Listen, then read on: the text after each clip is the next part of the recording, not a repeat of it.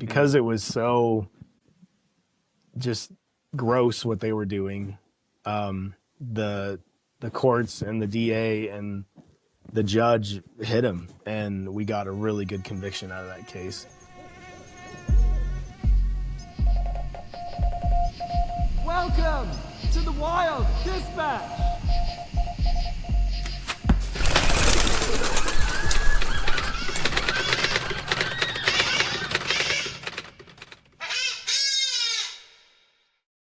Hello and welcome to another episode of The Wild Dispatch.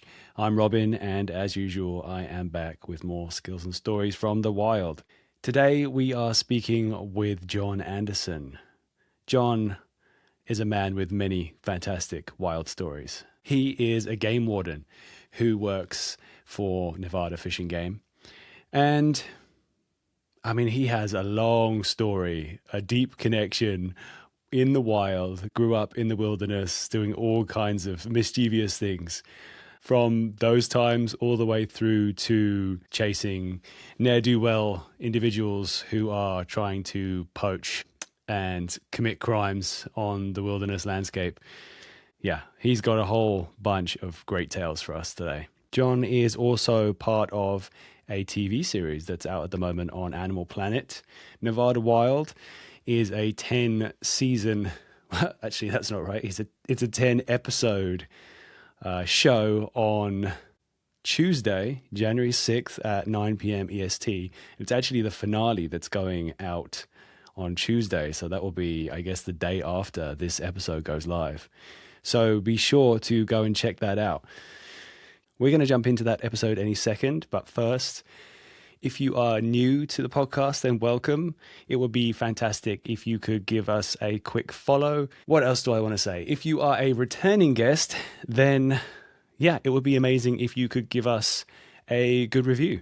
Good reviews go a long way in order to up us in the algorithms and make sure that when people are searching wildlife stories and information like we provide, then we are the thing that they see high up in the list.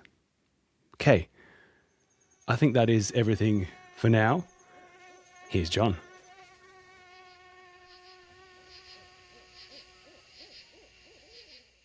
John, welcome to the podcast. Thank you. Happy to be here. We were just talking about rain, which is a very British thing, I've got to say. But, I mean, right now it's pouring down. I'm on the west coast of Northern California. And you were just saying there's kind of a big transition for you.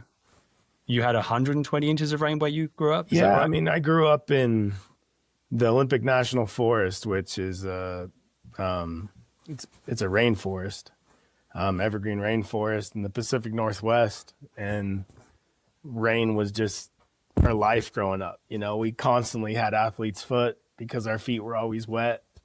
You know, if you didn't go out in the rain, you didn't go out. So yeah. I think July and August, the Pacific Northwest is probably the prettiest place in the whole world because that's like your one break in the rainy season. Yeah. And, you know, the rest of the year it's raining and we were outdoors all the time. So, our lifestyle just put us outside. But here I live about 2.5 hours north of Las Vegas. Okay. In the Great Basin, and it's high desert. We get, on a good year, we'll get 15 to 20 inches of rain a year. So it's definitely different, but it's really grown on me. Everything's open. You can get on top of a mountain and see 100 miles in any direction. You can see mountain ranges that would take you, 2 hours to drive to. And it's all open. Nevada is really weird. It's got more mountains than anywhere in the nation. It just goes mountain range to basin to mountain range to basin. The basins are all sagebrush flats with, lakes that dry up and rivers that used to exist. And the mountains are these islands of habitat.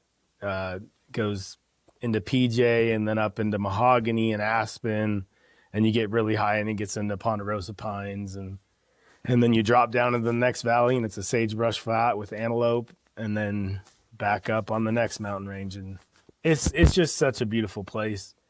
You get up in those places and there's nobody. Like, you can get in a valley that's 20 miles wide and 50 miles long, and you're the only person in there. Wow.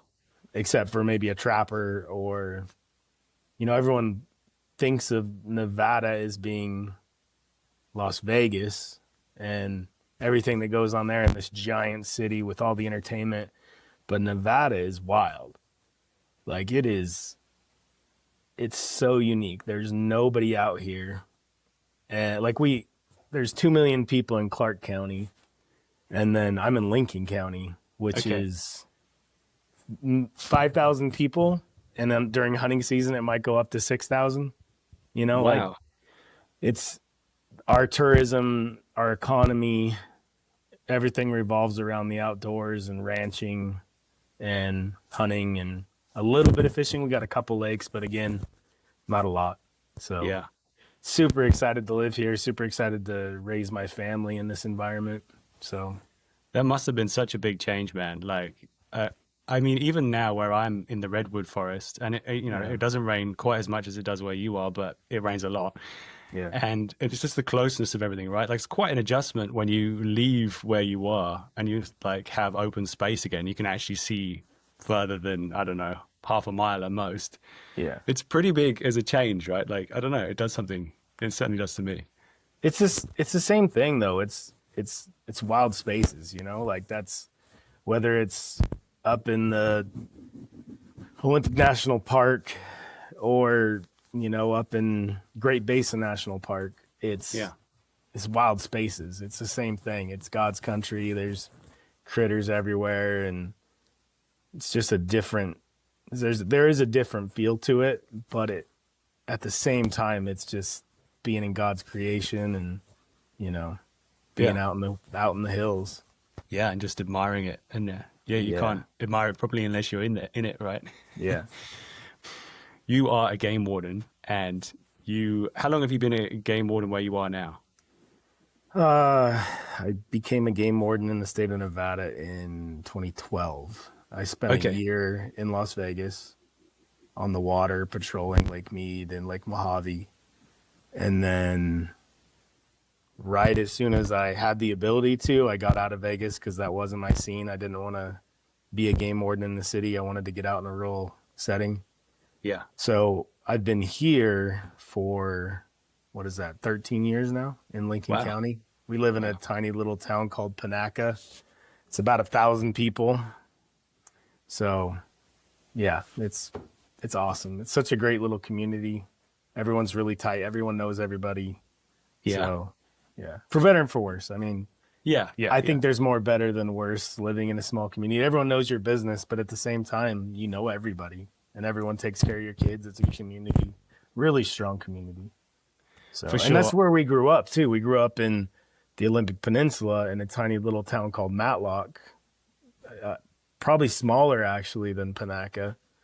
And that's what I wanted to get back to. Even though I live in Nevada and a long way from where I grew up, I wanted to be in a small town. I wanted to have that atmosphere. So yeah, I guess if that's what you're used to, that's going to be what you crave in the future. But I think even though, I mean, I grew up in a much bigger town. I kind of grew up in suburbia in England. Yeah. But once you start being in a much smaller community and people, you go to the store and you're bound to bump into like at least 3 people that when you go there. Yeah. Like there's something that does, right? In our community, if there's a person you don't know, you're like, who's this guy? Like, what do you do in our town? Out of towners. Yeah. So obviously I had a great conversation with your dad not too long ago about some of his memories of growing up, but also doing the whole homesteading experience in the Olympic Peninsula.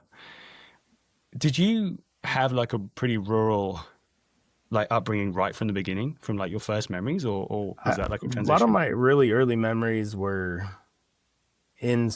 not like big city suburbia, but kind of smaller towns. Not as small as we ended up, but I was about 7 years old when we moved out to Matlock and kind of started living my dad's little dream that he had. Yeah. We moved out there. We moved into what was the guy's garage, and my dad still lives there in this garage that he built into a house. And there were, at one point, there were 9 kids and my parents in what was basically a 2-bedroom house. Wow. And the attic became kind of where all the boys slept. And then the girls had a triple bunk in the other bedroom. But all the boys were upstairs, and you couldn't stand up there. It's like this loft thing where if you stood up, you bumped your head. So you'd kind of have to, and we were little kids. You still couldn't really stand up. I went home a few years ago and went upstairs and was like, I can't believe that like, this was our bedroom up here. It's just this tiny little space. But it was so fun, like every day. Because there was no room in the house, like we were outside all the time. Like every waking moment, like you get up, you go outside. And we would spend hours and hours and hours, especially in the summer. I can remember my dad giving us, we got little 22 rifles when we were really young. Probably too young to have rifles. How old do you think you were? 8, 9. Okay. Just little guys. But Yeah. And we could keep our 22s in our room, but my dad would keep the bullets, and he'd give us our allowance. We'd get 2. I'd have to preface this, like we were very safe. Like it sounds extremely dangerous, but before we got our 22s, we had pellet guns, and before we had our pellet guns, like when we were like 5 or 6, my dad would make us carry around a stick. And he'd take away the stick if we pointed it at someone or we didn't have good trigger control or whatever. So we progressed to the point where we had our 22s when we were 8 and 9 and 10. And he would give us our 222 bullets, and we'd go out for the rest of the day and probably do really stupid stuff. As a game warden, I'm thinking back on all the stupid stuff we did. Yeah. And I mean, we'd go and we'd shoot a rabbit or whatever, probably out of season, and take it home, and my dad would help us cut it up and cook it, and we just lived a really different lifestyle out there. He taught us how to, pick mushrooms, and we were 3 miles from the store where you could sell your mushrooms, so we'd go out and we'd pick mushrooms and we'd walk to the store 3 miles. So it was like a 6-mile round trip walking with our little bag of mushrooms, and we'd sell our mushrooms and then buy a candy bar and a soda and walk home with our rifles. And we probably looked like just the craziest hillbillies, these four boys and a couple girls walking with our mushrooms to the store. And then, it was a really cool way to grow up. I didn't know it, but we were probably, pretty poor. We didn't have a whole lot of money in that space, but it was so fun. Such a good time. I have so many good memories. We would play games all the time.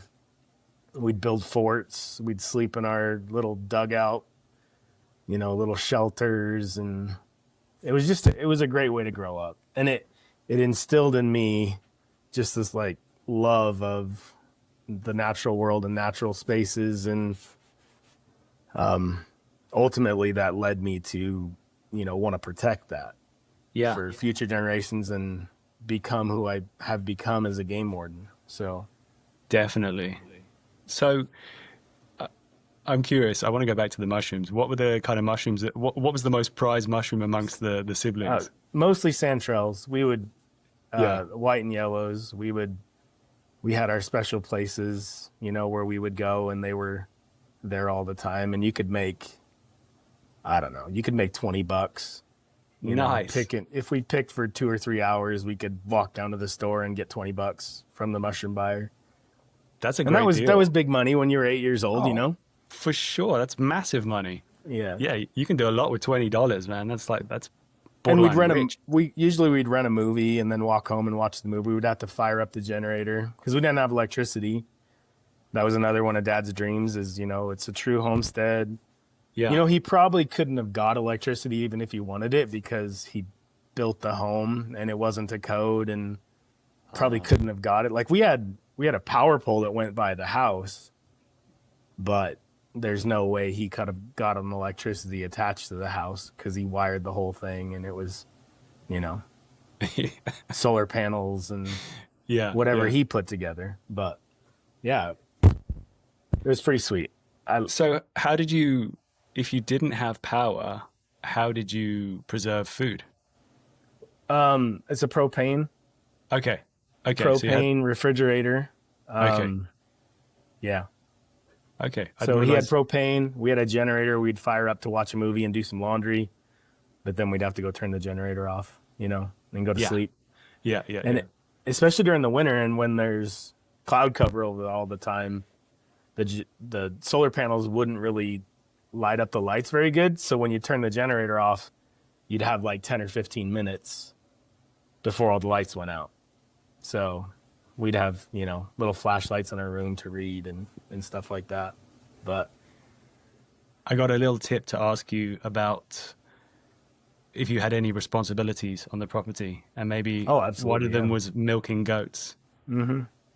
Yeah, we had, I think the most we ever had was 7 or 8 goats, but every morning we'd have to, before we went off to school, I was the kid that probably smelled like a goat at school, because we'd have to go out and milk the goats and strain it and put it in the fridge.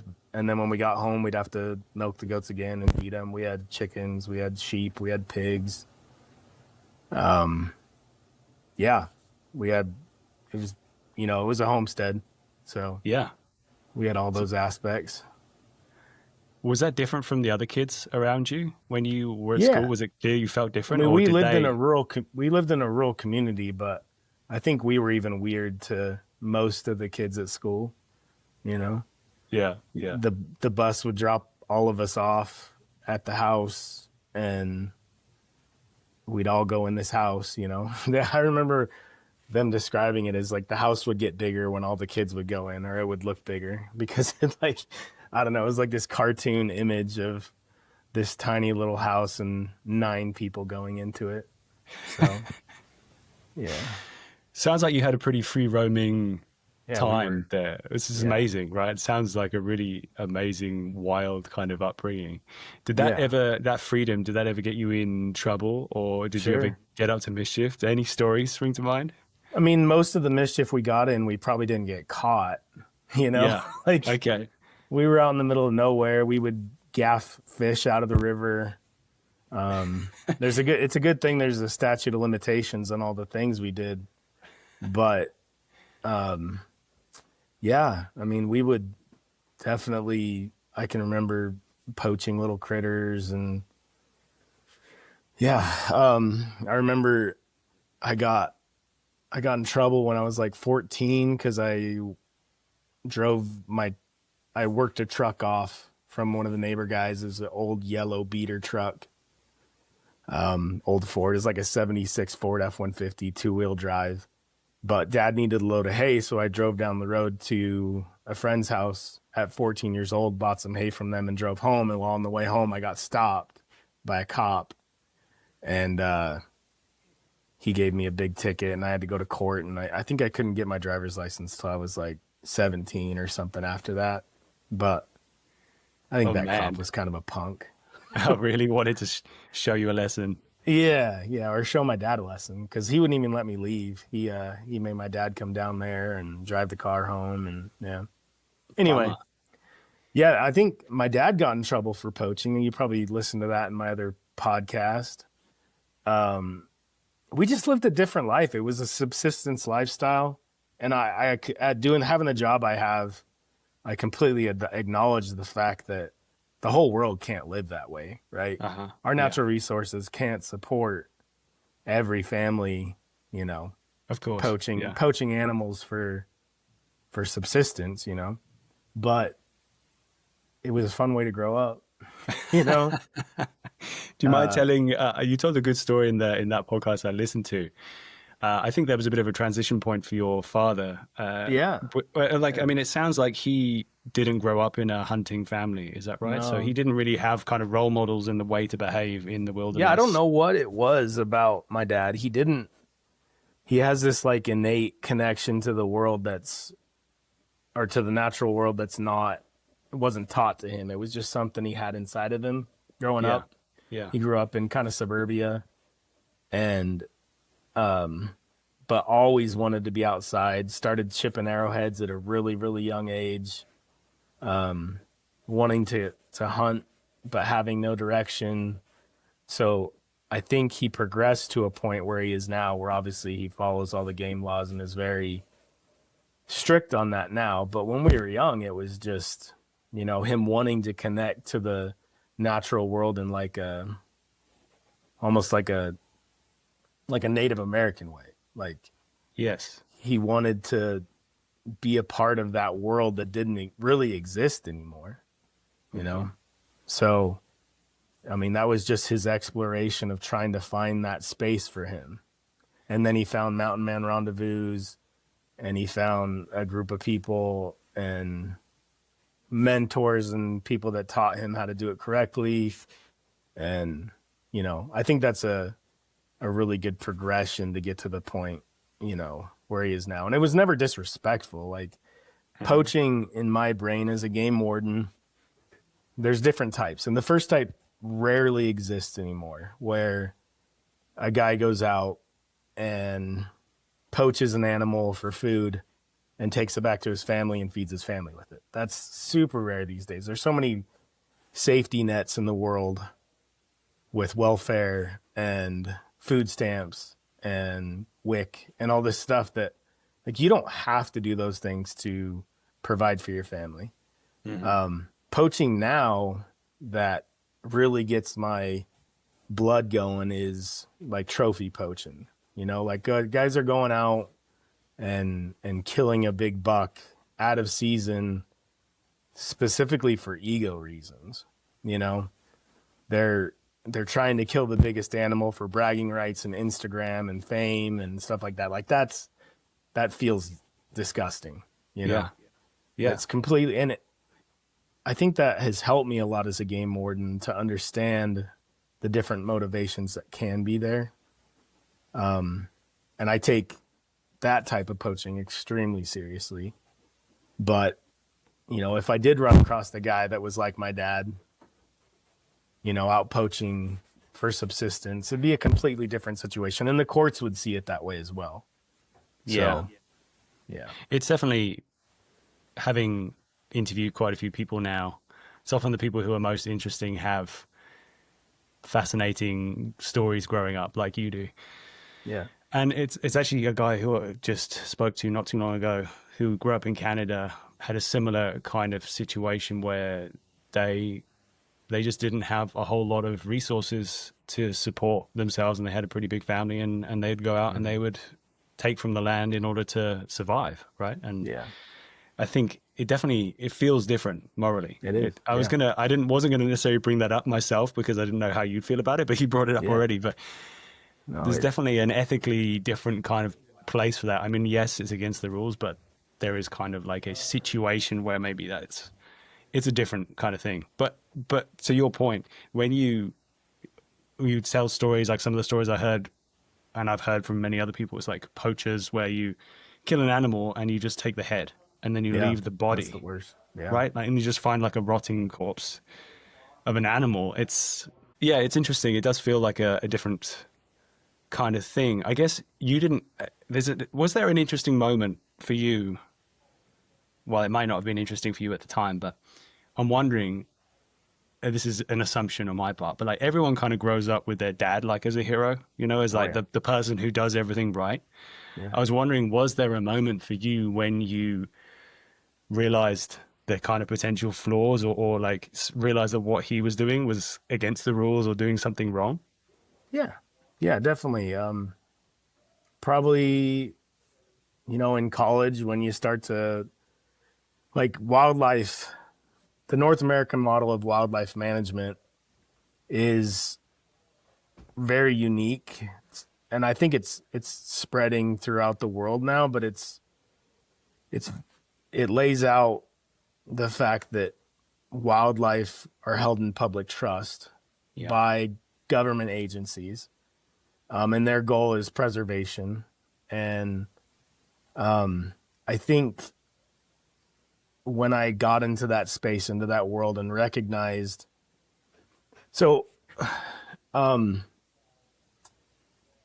me say it like this. So a lot of people in North America, in the world, see the natural world as humans with the absence of humans, right? Like if you take humans out, that's the natural world. Like Yellowstone. Yellowstone is this natural space. That's pristine wildlife, ecosystems, and it's not. Yes. Right? Like human beings have been apex predators in natural spaces for 1 million years. Yeah.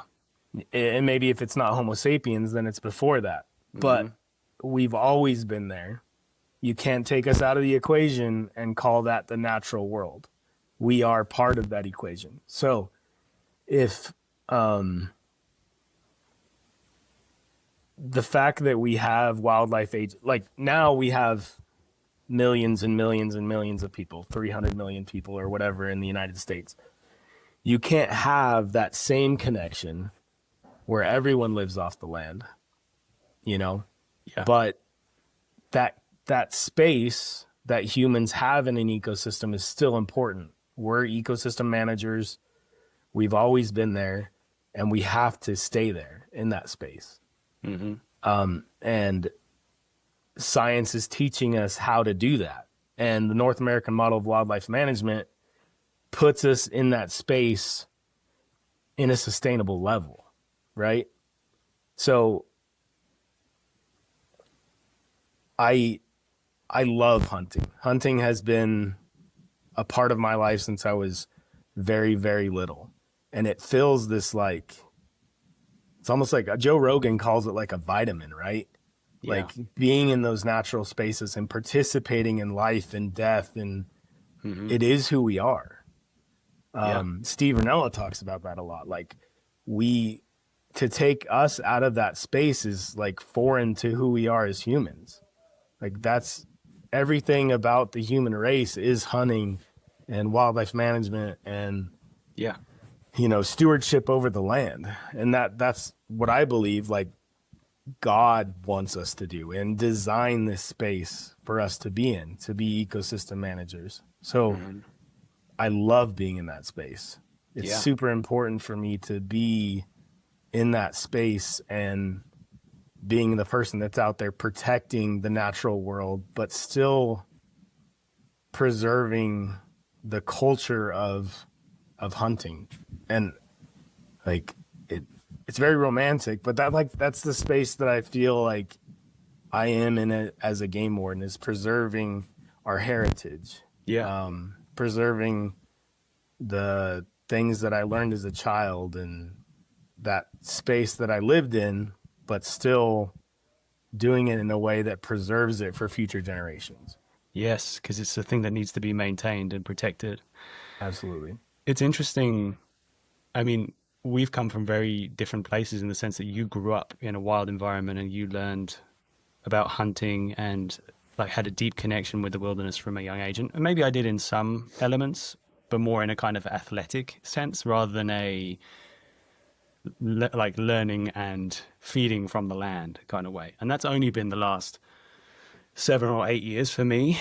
And I definitely would say it's interesting you're saying about it's important for humans to realize a number of things. And I think one of those things is that we are animals, like it's very easy for people to differentiate themselves. Yeah. And I think a lot of people who have that detached experience from this wilderness life that the majority of the human race has experienced and like developed through, you're not connected with life and death. Everything's super detached. And I have to say, as I learned more about foraging and hunting and all those things, the idea of like mortality and our place in the world and the process that we all go through, the cycle that we all have, became a lot more comfortable when you've been around animals. And particularly bow hunting, I guess shots don't always go perfectly. Sure. But you witness an animal die in your presence, it's pretty real, right? And I think a lot of people who live a more urban life and are separate from that don't get to have that experience until just a few moments with people, right? Yeah. I would love for there to be a situation where, like, I respect vegetarians. Yeah.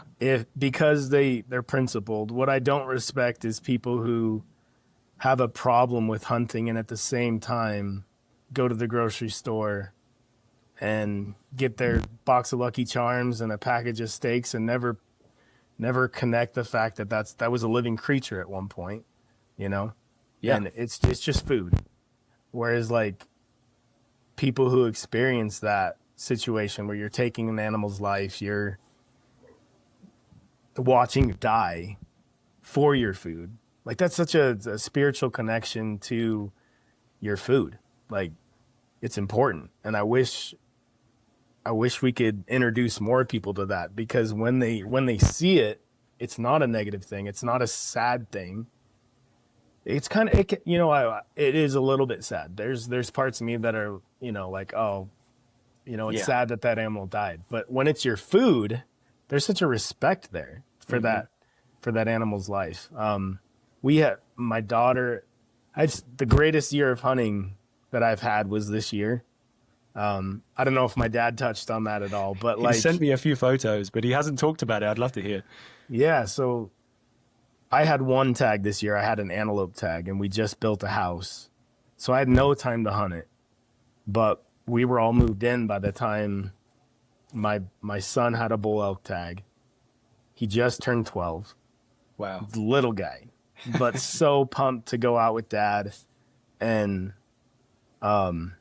my daughter had a deer tag, and they both harvested this year. And it was such an emotional experience for me to be there with my kids and, introduce them to this thing that I'm so passionate about and see them have a successful harvest. And it was the best year of hunting. And I never pulled a trigger on anything. Right.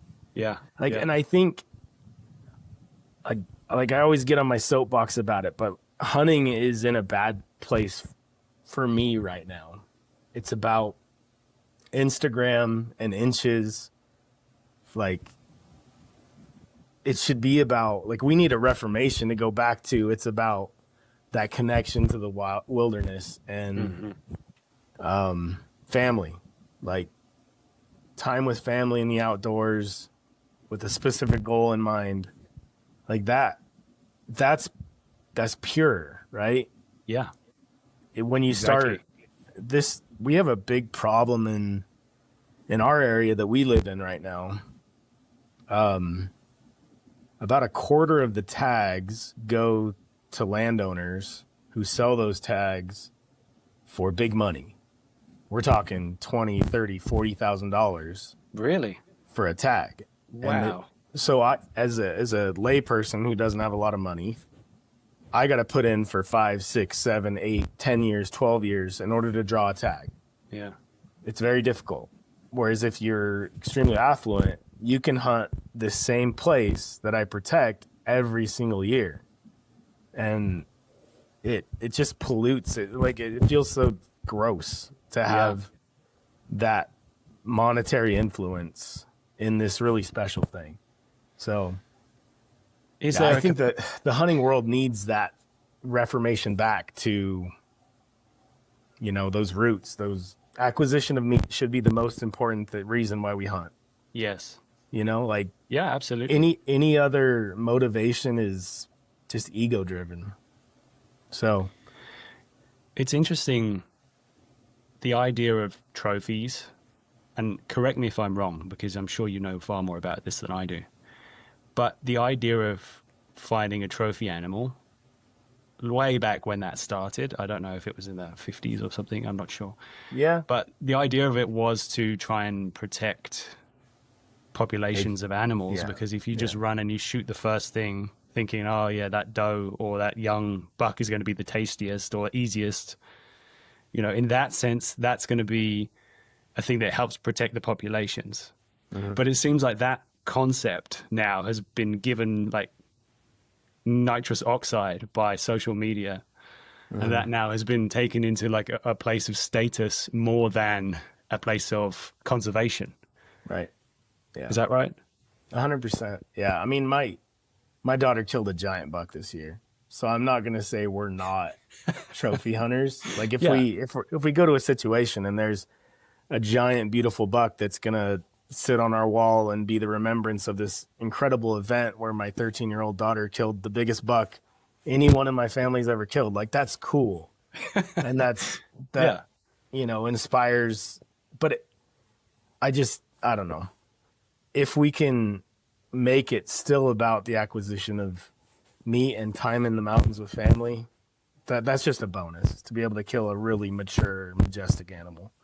Yeah. But if you go out into the field and I see so many people, especially young kids, like, I got to kill a 200-inch deer, I'm not happy with it, you know? Like I didn't accomplish something because it's not a giant. Yes. You know, there's so much more to that equation than just bragging rights, you know? I don't know how you would, I don't even know how to begin to solve that problem, right? This is like what's being pumped into people's brains from a young age, I guess. If they're getting interested in the idea of wilderness and hunting and providing your own meat, but everything that is being shown is like a kind of like a cold war of one-upmanship of all these animals, right? That are just bigger and bigger and bigger. And the reality is it's made normal, but it's not normal, right? Like you're not going to find a 200-inch animal all the time. That's a very special moment. Yeah, it's interesting. I don't know. I don't even know how you would begin to change that. I mean, do you think maybe there'll be like a backlash to it at some point? I think there already is. I think there's, you know, there's motivations now that are, I think, seeing the problem and pushing against it. So, and you know, doing stuff like this, talking about it, and you can. I'm a mentor in that space, right? Because I'm a game warden, people look to me a lot. So sharing my feelings about it, I think, is important. And I think we'll get there. It takes the right mentors. I think people who take you out and teach you about shot selection and caring for the meat after you kill it, and respecting the animal, taking every bit possibly, you know, utilizing every possible inch of that animal that you possibly can. Those are just ethics that come. The hunter safety program does a pretty good job of that. I think everyone that hunts in North America has to go through a hunter safety class, and it doesn't just teach, you know, don't point your rifle at someone. It talks about shot selection and meat care. So those are all things that can help us get there. But yeah. So you dropped a little nugget there when you were talking earlier. I'd love to hear what happened in the hunt of this giant buck that you managed to get. Can I share the screen with you? Yeah, absolutely. So this is my daughter's buck she killed this year. And wow. She's 13 years old. So, that's a monster. Yeah. Again, that's probably the biggest deer any of my family's ever killed. What's that, like a 5 or 6 point buck? It looks like it's a 4x5. But okay. The greatest thing about him is he's really got a ton of mass, and he carries it all the way out through his whole frame. Yeah. So actually I wasn't there when she killed this buck. Okay. So in Nevada we have this thing called first come first serve.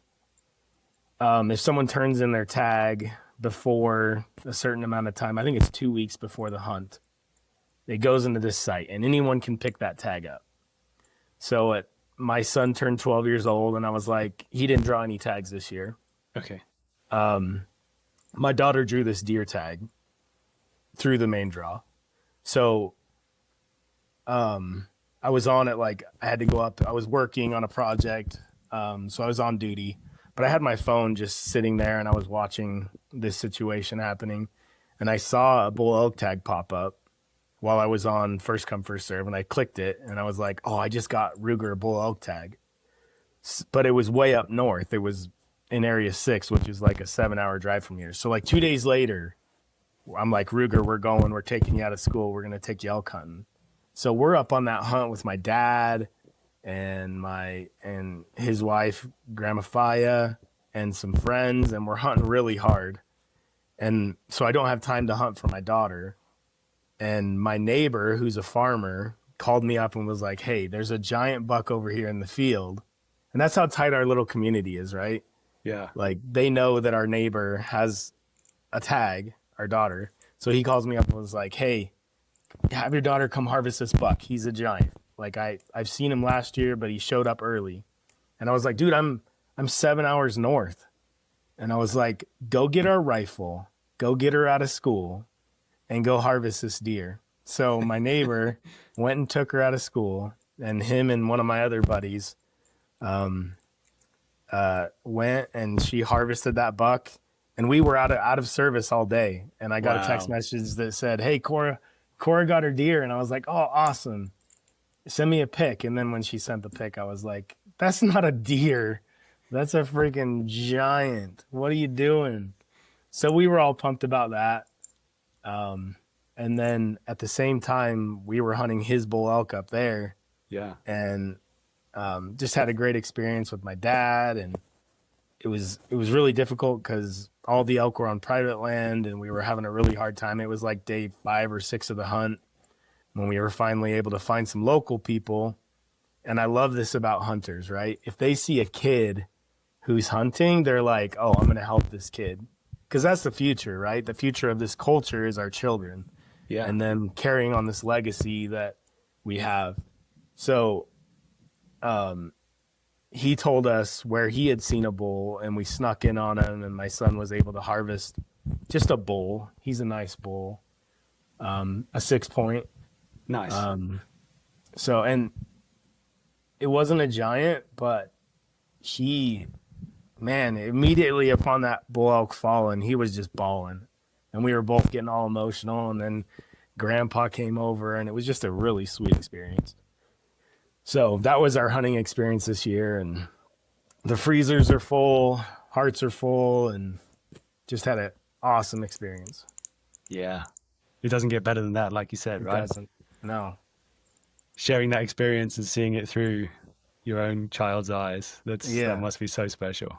I would share that video, but he'd get mad at me. But yeah, he's super emotional. He's crying, and we're hugging, and yeah. So pretty awesome. Yeah, man. Well, congrats. That's amazing news. The thing I wanted to ask you about then, I mean, I've got lots of questions about being a game warden, that whole experience, and I'm sure we'll go down loads of rabbit holes now, but the kind of upbringing that you had, that you described, were you even aware that game wardens existed like early on?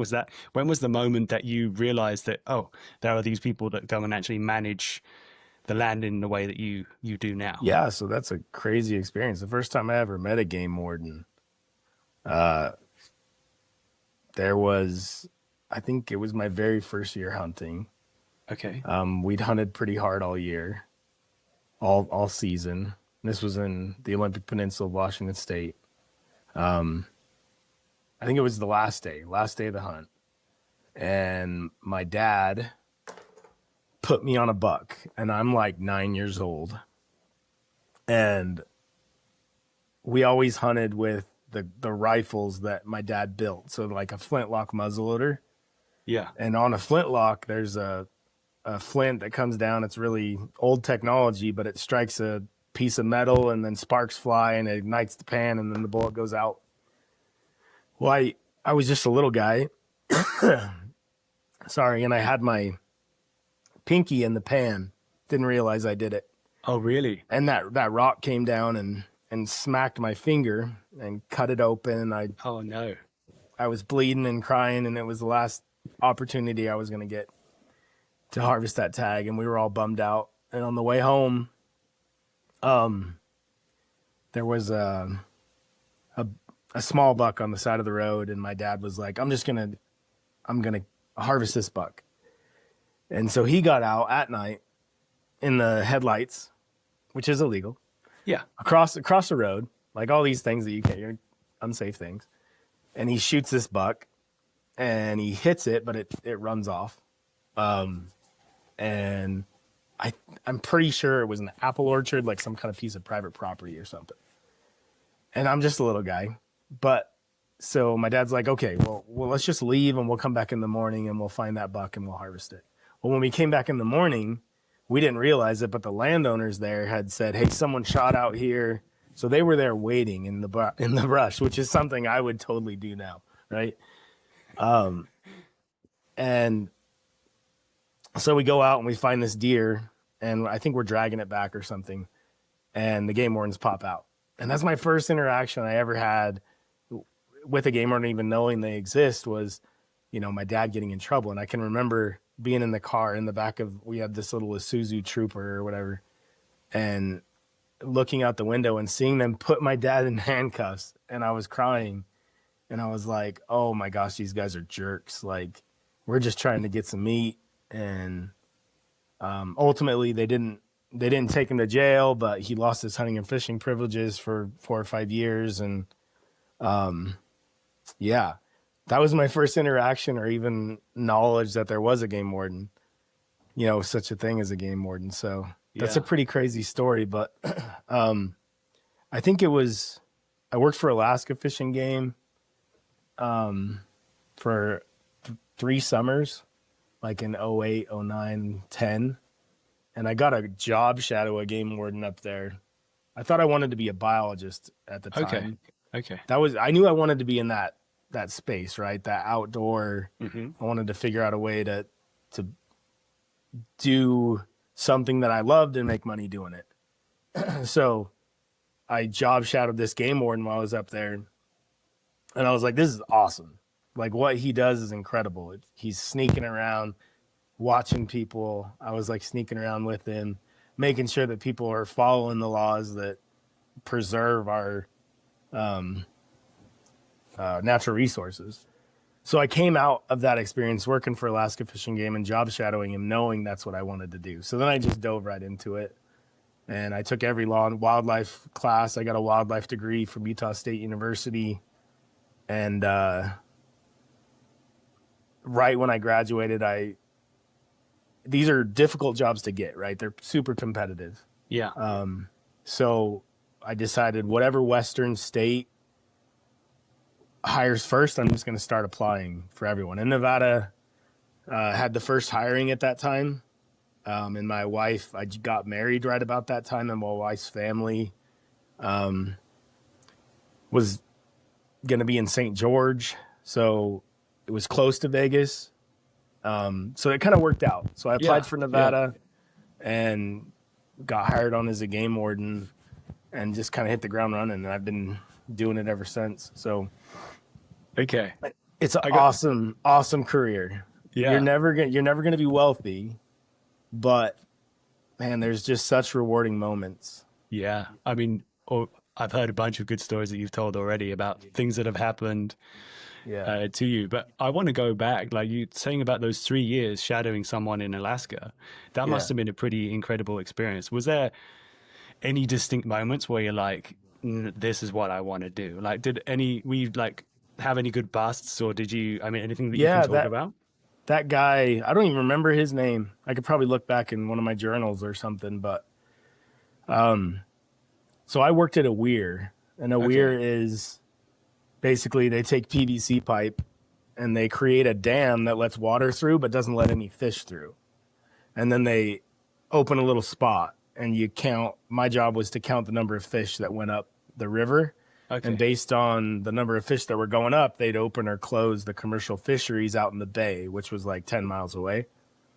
So while I was there, they were watching this guiding outfit that was on the same river. And so they brought in this game warden to be undercover, basically, and live at our weir and pretend like he was just one of the workers there at the weir. But the whole time he was watching this group of guides that were doing some shady stuff on the water. What were Or they they guiding for? Was it for fishing? Salmon. Okay. Salmon. Yeah. It's a big salmon guiding outfit. So I basically just followed him around, and he let me, because they knew me, right? And so it kind of validated him. Yeah. So I got to just follow him around. And it was just one season for about 3 weeks that this guy came out there. And, you know, we'd hide up on the bluff and watch him with binoculars. And it was just a really cool experience. And right then I was like, yeah, that's what I want to do. Because, like, biologists, they do a lot of surveying, and what they do is super important, but I'm kind of like, I don't know, a little more high speed. Like I need like crazy situations and intensity and stuff like that. So like you get to be in the outdoors and manage wildlife, but it's pretty cool too. You get to carry a gun, you get to, you know, go and bust people that are wasting wildlife and not following the laws. So it's a really cool career. I think he wrote a couple tickets to it wasn't as big as he had thought it was, but there were some over limits, and I think they were not filling out some paperwork or something like that. I can't even remember all the stuff that he found out, but it was awesome. And it was foundational for that like spark that like got lit in me, where I was like, yeah, I want to be a game warden. Okay. So how long did it take you then to get through the process of training and then getting that gig? You know, at that time, it's not the case anymore, but you had to have a degree. Okay. So I had to finish college. I got a wildlife biology degree from Utah State University. And then I job shadowed Utah Fish and Game in this like internship program where I followed them around for a lot of time and got to see their job and did some cool stuff. And about probably 3 years after that experience in Alaska is when I got hired as a game warden in Nevada. So it's a lot of work. I mean, it was just full tilt boogie after that. Like that was what I wanted to do. And it's been a great choice. Like I said, you're never going to make a ton of money because you're working for the state. But like I was making more money in the cheese factory in Logan, Utah, where I was working my way through college, than I was when I started out as a game warden. And that was kind of a kick in the pants, you know, like I finally got my dream job and I'm poor as heck. But there's moments like it's opening day of deer season and you're watching the sunrise up on a mountain and you're like, I'm getting paid to be up here right now while, you know, someone else is working in a cheese factory. Yeah. So, yeah. Chasing tips. Yeah. So I'm curious. There's something I was wondering about the life of a game warden. I'm guessing like your hottest times are when seasons are opening, like opening day in any season.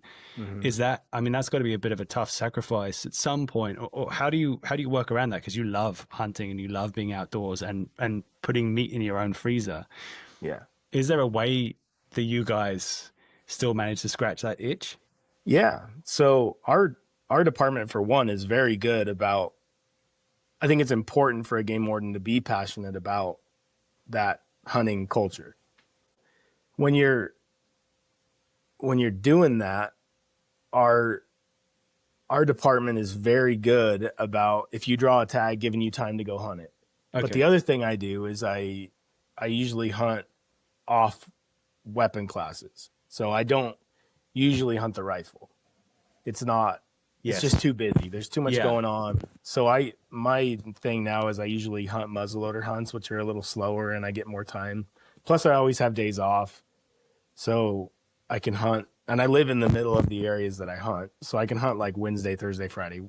The big sacrifice as a game warden is you're going to work weekends and you're going to work holidays. So it's difficult. It takes a lot of time out of your personal life. Yeah. When you're working where I work in this really rural setting, you're always on call, but that gives you the ability to work as you see fit. So I can work a 16-hour day, and then work a 4 and hunt in the evening, Perfect.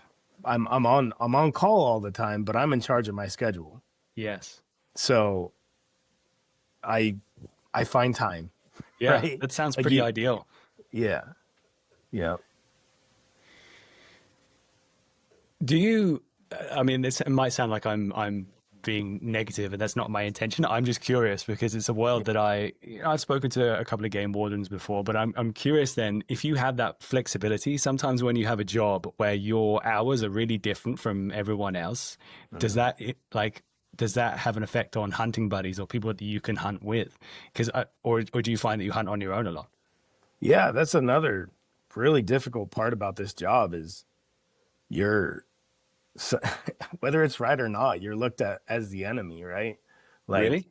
Yeah, like especially you can put and it's all demeanor. So when I first started, I think I was much more of a hard charger. Like, I don't want to straight up say asshole, but like, like it's very easy.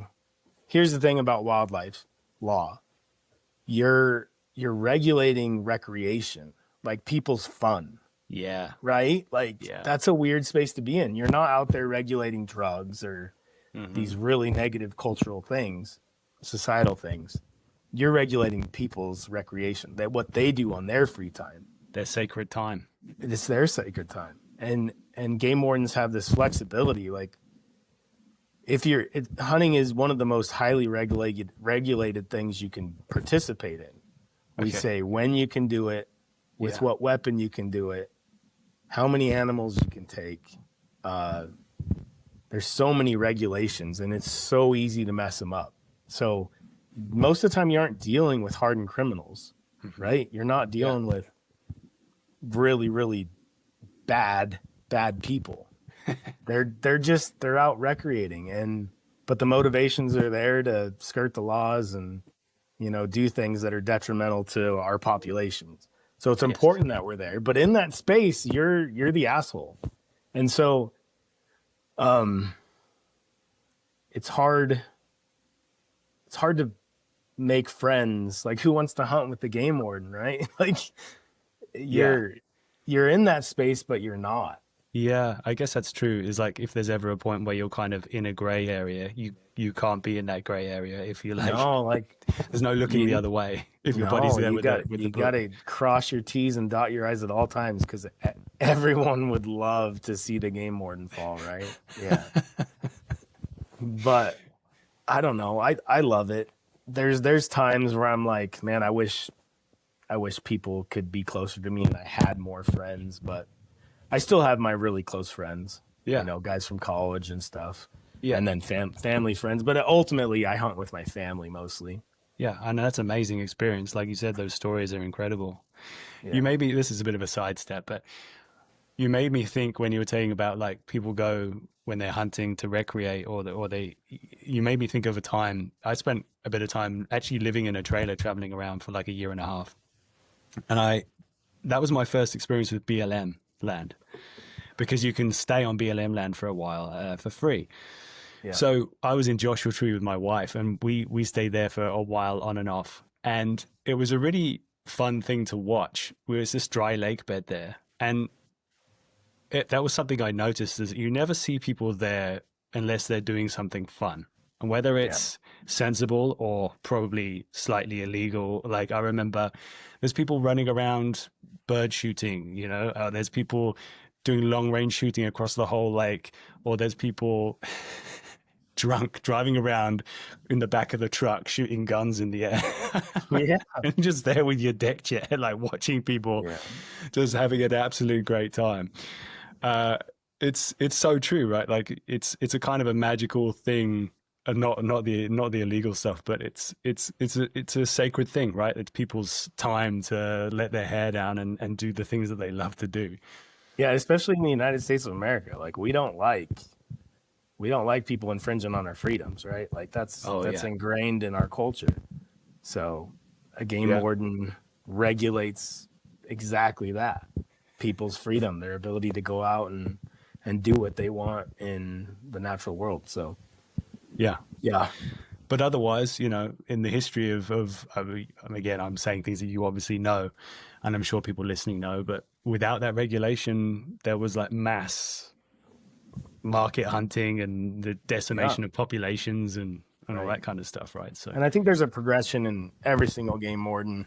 You come out hard charging, you probably upset a lot of people, and as you progress in your career, you realize, you know, what we do is really important, but it's not a murder, you know. Yes. Like you learn to take it and just be a little bit kinder to people.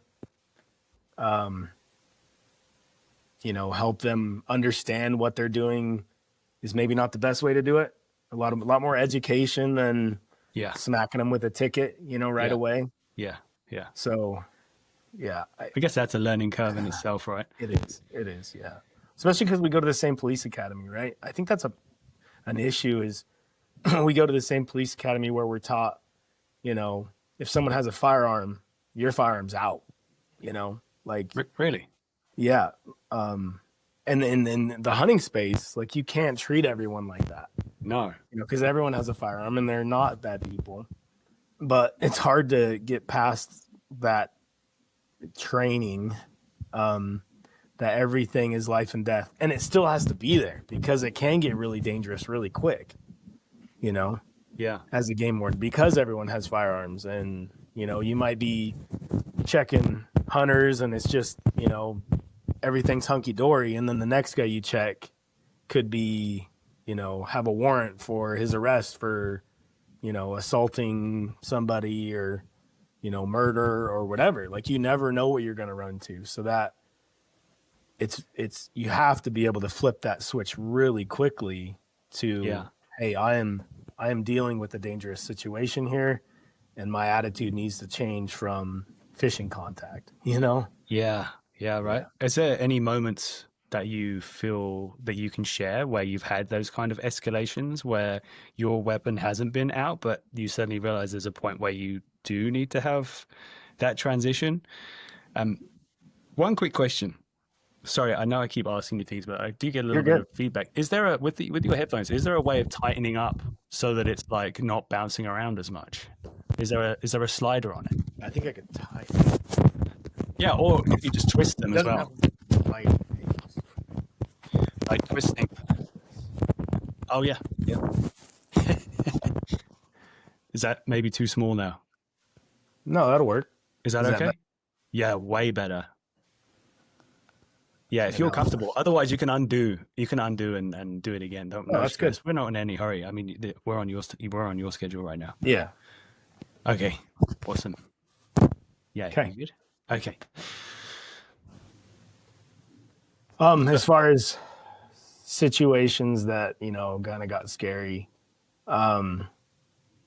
most of those situations happen when I'm like backing up. We live in a really rural community, and my backup, as far as game wardens go, can be hours away, right? Yeah. So I work more closely with local law enforcement, sheriff's department. And I actually took a 2-year break from being a game warden and was a sheriff's deputy for a little bit. So I know those guys really well. They trust me. So I've had situations where I back them up on whatever they're doing. And this was just like, what was that? 3 months ago, we had an inmate escape from the local jail. And he was hiding out in a house, and we kind of knew he was there, but we didn't know for sure.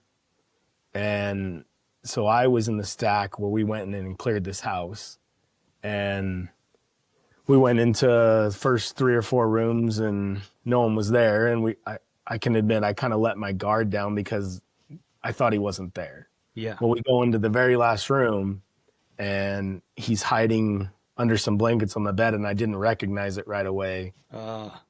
So I went and I pulled the blanket off, and I had my gun out, and he had a great big knife, which he didn't swing at me, luckily, or I probably would have had to take him out. But we drug him off the bed and handcuffed him. But there's situations like that where I'm backing up local law enforcement where things have gotten, kind of hairy. Yeah. But yeah. That sounds... And, go on. yeah. Sorry. No, you're good. I just, those things don't happen a lot, but because they don't happen a lot, like as a sheriff's deputy, you're in that space all the time. So your what's called like officer safety is really high all the time. Game wardens, one of the most dangerous things about our job is we're dealing with recreators and good people all the time. So our officer safety goes down. Yes. In those situations. And it can create a situation where, game wardens are killed or seriously injured because of that space that we operate in. It's like an element of trust that you have. Yeah. Which you need, otherwise, because you're doing a little bit of a PR kind of role. If you don't have, if you always go around on red alert, then that's going to be bad for business as well. Mm-hmm. Yeah. That sounds really tough, finding that balance. Yeah. So do you mind if we talk about a couple of cases that you can talk about? I don't know if this was a while ago. I think it must be, but technology and how that can help you in cases. Well, I think that the biggest leap that I made as a game warden to kind of spur my career, like game wardens traditionally, when you go on a scene of a poaching, I'm going to change this. Yeah, sure. I got to make it a little bit. You can edit all this out. Yes, no problem.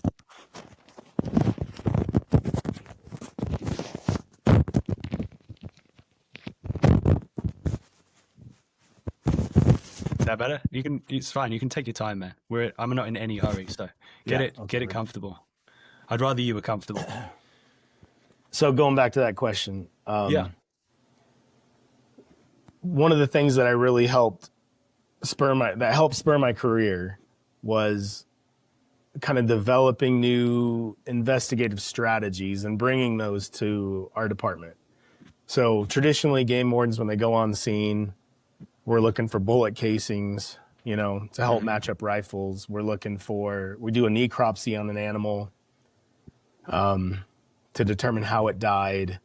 We're looking at tag lists, people that were in the area. And it's really hard to make these cases, right? So something I have really worked hard on bringing to our state, and it is nationwide, it's the way we make cases now, is looking at technology. So like if we have a suspect, the biggest piece of evidence that we can get is their cell phone, right? Yeah. Like traditionally, you'd have to get warrants and probable cause and everything to put like a tracker on a person's car or something to follow them around. And that technology was really rudimentary, But now everyone carries a tracking device around with them at all times. Yeah. And most wildlife crime is a crime of opportunity. So most people don't go out and leave their cell phone at home, So, and everyone brags about it. That's the thing about hunting, is they're putting it on social media. They're taking pictures. They're doing the grip and grin, So all that evidence is available. And social media, we can send in warrants on people's Facebooks and Instagrams and get all these photographs. And so that's kind of been my niche. And what spurred my career is getting into that space. And I can talk about a specific example. Yeah, go for it. So there was a case where an individual shot a buck out of season. And I talked about this in my other podcast, but we were able to, he had a whole story about how he did it and that it wasn't illegal, but we were able to get the metadata off of his photographs. Like when you take a photograph, there's a whole list of information, like when the photograph was taken, where it was taken, what time, with what camera. That's all embedded into the photograph, right? So you can take those photographs and analyze them, and we were able to find the exact location where that buck was killed and match it up to the topography in the background and stand in the exact spot where he took that photograph and prove that, no, this wasn't killed over here. This was killed right here. And that proves our case. Like we don't have anything without that photograph. So yeah, more and more game wardens are getting really, really good at analyzing metadata and cell phone digital forensics, and we've made a ton of cases that way. Yeah. So, yeah. So where was the buck? Was it so it was out of season, but it was in an area where he was allowed to hunt? So it was, no. It was, his claim was that it was legally killed on a different date in a legal hunting area. Okay. And then we were able to prove through the metadata of the photograph is, no, it was killed on this date. And it was killed here, and you poached that animal. And, you know, juries love that stuff, right? That's really sexy. If you can bring, you know, the buck into court and be like, hey, this monster buck that could have been legally killed by someone was poached by this guy that pays no attention to our game laws, and here's our proof. And it's not the traditional stuff that we analyzed that didn't get us anywhere, but we're able to analyze, you know, all this really cool evidence to make cases these days. So Did he get much of a punishment? Because sometimes I feel like I hear stories and the punishment never feels very severe for like the crime. Yeah, that's a really difficult situation that wildlife enforcement officers run into. Is we'll work and we'll put hundreds of hours into a case, and at the end of it get $1,000 ticket, which is basically, you know, like a reckless driving ticket. Yeah. After, you know, that much work and that much, we're getting, so one of my other big things I've tried really hard to do is to get county DAs, especially in the areas that I work, they're going to be my best friends, right? Like, they know me. I spend a lot of time with them. They know everything that I'm working on. We're taking our warrants to them. In rural Nevada, it's much easier because our economies are so dependent on that resource, right? Okay, cool. Are you good for time? Like in terms of, okay. Yeah, fine. I got another hour if we wanted to go that long. Okay, well, let's see how I coach our basketball team, and we're leaving it. I got to be in Panaca by 12, so. Okay. We're heading on an away trip. Yeah, I'll definitely try not to go that long. I don't want to add stress to your life. So a specific case that would be really fun to highlight, because it was so egregious. This was probably 2019. Okay. I got a call from a local kid that I knew that said he was at a party, and one of the other kids at the party, and I'm not going to name names or anything, but this kid showed him a video, and this is an insane thing that he saw and what this kid did. But there's a bull elk, a really big, beautiful trophy bull, and he's on top of it, and it's still alive, but you can see it's paralyzed, and he's got a hold of the horns, and he's a cowboy, so the bull's thrashing, and he's basically riding it like a cowboy. Wow. And you can see, he said, you could see it was injured. And he's like, it really disturbed me. So I just want to tell you about it. Now, just because we know that, or he says this, we have to build our case, right? So me and a couple other guys got together and we developed a plan to try to investigate the situation.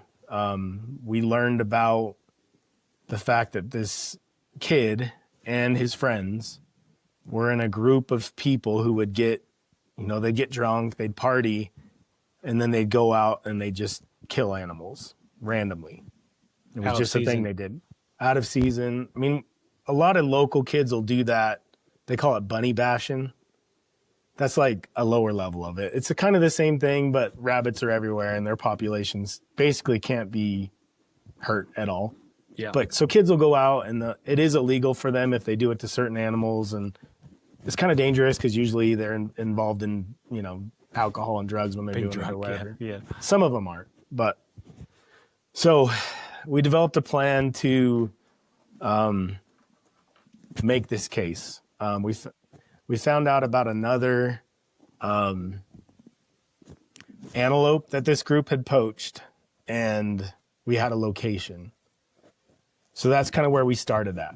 Mm-hmm. We didn't know where the bull was, but we knew a relative location of where this antelope was. So we took the whole group out there. It's big sagebrush flat, and we just started walking it, and we found an antelope carcass. And we matched it up. We found some bullets there, and it was a caliber that we knew that this kid had and used often to poach. So we're starting to develop that probable cause that this exists, right? Mm-hmm. So what we did then is we used that probable cause, that little tidbits of information that we're able to develop, and then this guy's testimony that he'd seen this video to dump his iCloud. And everyone's phone's backed up. With enough probable cause, a warrant will give you, a judge will give you a warrant to dump their cell phone. So we got his cell phone records, and that takes a long time.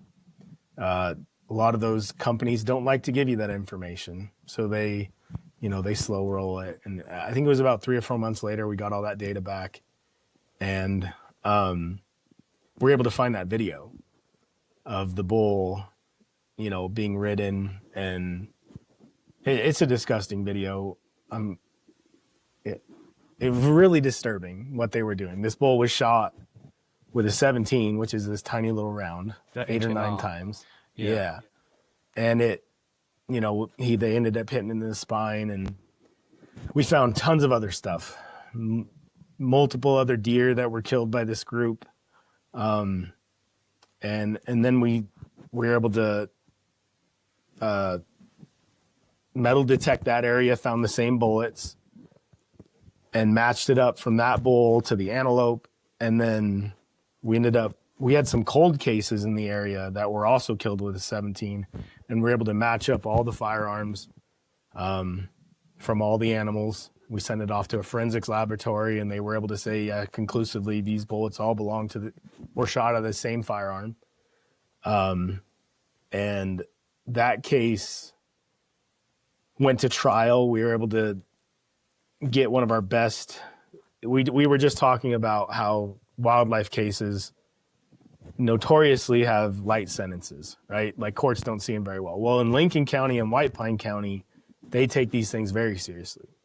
So at the end, we were able to prove, I think 5 or 6 different big game animals that were killed by this group. I talked to people that said, about 5 or 6, but we're talking 10, 20, 30 different animals possibly that were killed kind of in the same way. And when we got to trial, they ended up hammering this kid for a wildlife case. I think there was $20,000 in fines, 3 months in prison or in jail, and hunting and fishing privileges taken away, and a felony conviction. Wow. So a felony is a big deal, right? Yeah. Not only can that individual not vote anymore, they can't have a firearm for the rest of their life. Like these are pretty big convictions. And that was just the egregious nature of this case, right? Because it was so just gross what they were doing. The courts and the DA and the judge hit him, and we got a really good conviction out of that case. So, yeah, sometimes we get good convictions, but it's really frustrating sometimes to work really hard on a case, and then it gets pled down to, you know, hunting without a license. You know, when these guys did all these things, and we get $800 in fines, and Yeah. but those are the exception to the rule, and I really want to hit that hard. Like, hunters, that's not everybody, right? 90% of what we deal with as game wardens are accidents, or, you know, I always call it like levels of negligence. So if a guy goes out and he's got a spike elk tag and he has a cow tag and he sees a group of elk and they're 300 yards away and he shoots one, he goes up there and it has tiny little spikes. Like, that's a crime. He should have paid more attention, you know, got closer to where he could really analyze what was going on there. But it's not like what we were just talking about, right? Yeah. So that's 90% of wildlife crime is accidents, with levels of negligence in the accident. And that guy that killed the spike is much different than an individual who's 600 yards away and just there's a herd of elk running and he has a spike tag and he's just banging away at the herd as they're running. Like, that's a completely different level of negligence, but probably not. He probably didn't intend to kill the bull elk that he killed. He was just really, really negligent, and maybe doesn't have good mentors on how to hunt properly and take good shots. Yeah. So It's interesting, or like this seems more and more as we talk, there's the varying shades of gray that there are. yeah, I mean, ultimately it is right and wrong, but there are scales. yeah. I'm curious, something else that really interested me when I was doing a bit of research about you is that being a game warden, you kind of are far more involved in like every part of a case versus criminal cases out in the kind of general public. Right. I think learning about forensics and crime scene analysis and even ballistics and that whole sort of thing, that must have been super interesting to get that training. Yeah, that's the most exciting part of this job is right away, every case that you get into is it's on you, right? You don't have a team of people like in a big city. You go down to Vegas and there's a murder or something. Yeah. You have the initial responding officers that are going to show up and they're going to basically arrest the guy or whatever. They don't have much to do with proving the case. You got another team that comes in and looks at the forensics data, and then it gets sent off and an autopsy is done on the individual and they develop evidence. And then another person comes in and does just the photography, you know, and they're really dialed in on that. Like, a game warden has to be dialed in from one end to the other, from detecting the issue or the crime to developing your evidence and then writing your whole report, taking it into the DA, taking it through the legal system. It's exciting. Like, you get to be involved in all of that from beginning to end. Yeah. Has there been, or even, this is another thing, right? Even understanding maggot piles, right? Yeah. Reading them. Tell me about that.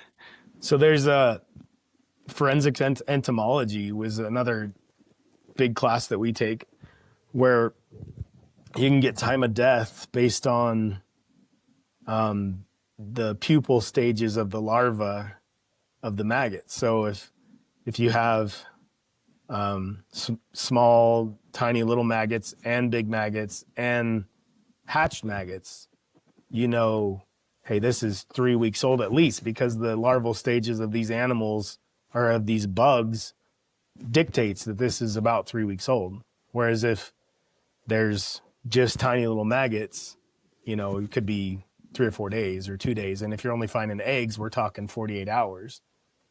And then there's also like rigor mortis and and the eyes slowly dilate in different ways. Like if you come upon a deer and they're like, oh yeah, we just killed this buck, and it's morning, they only have like an hour before it was dark before that, and Rigger is full set up, and the buck's eyes are all glossed over, you know that buck was killed in the middle of the night. There's no possible way it could reach this stage in its death progression, you know?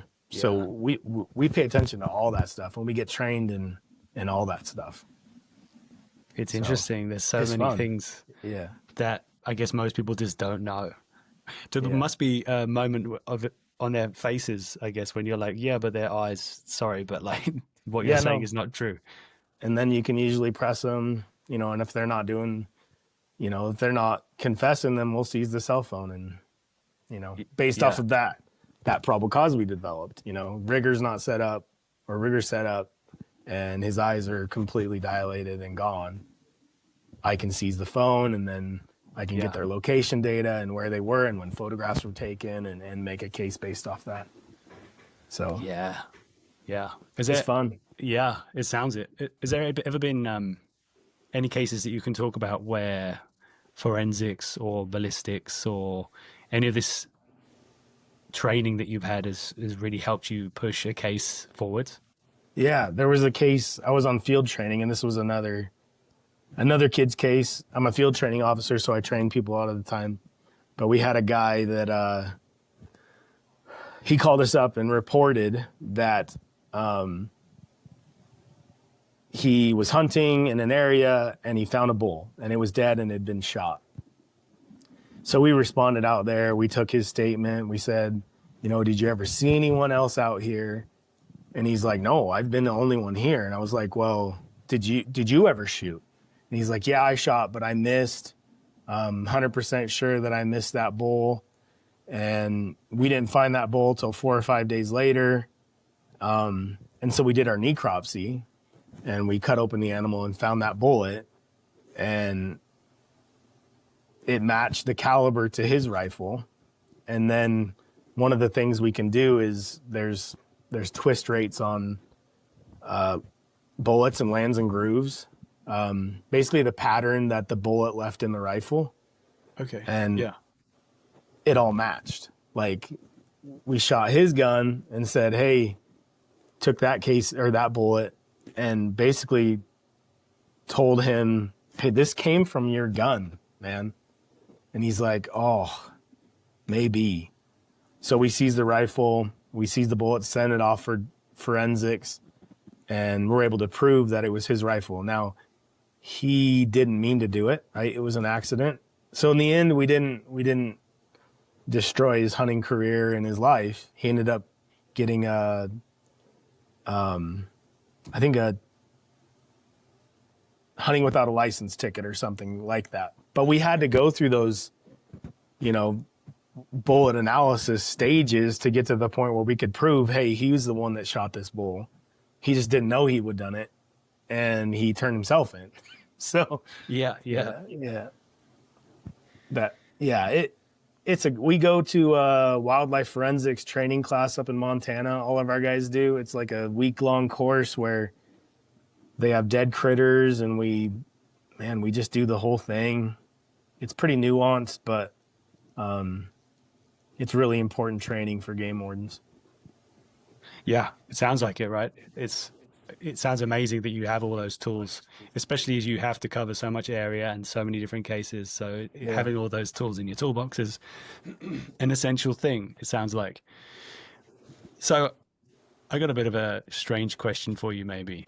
Are there any like really weird cases that have happened that you're just like, that's just so strange? Why would someone do that? Or like a really odd way of breaking a rule?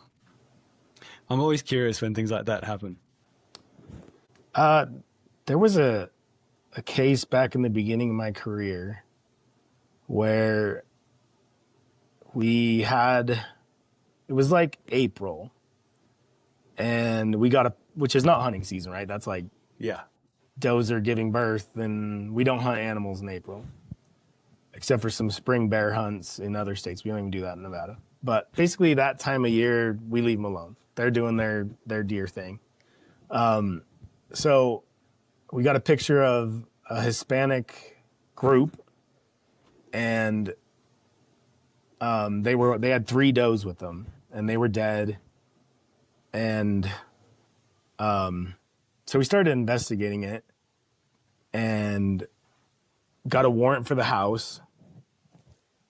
We went and served the warrant with a whole group of people, and we contacted the guy, and he was like, look, man, this is kind of a scary situation for me because the people that do this are drug cartels, right? Whoa. And there was this individual, he called himself El Pantera, and he was related to the drug cartels. And basically, when we hit the house, we found evidence of lots of poaching going on. But he said, look, it's not me. It's this group of people that come up, and they just they like deer meat, and they go back. And so we ended up getting another warrant for this guy's house in Vegas. And when we hit that house, we found that this house was basically like a human smuggling house, and they were poaching animals and putting them in the freezer to feed the human smuggling ring. Wow. So it really got convoluted. We took like 8 samples from this giant chest freezer and sent them off for genetic analysis, and found out they were all different deer. So there were lots and lots of deer in there.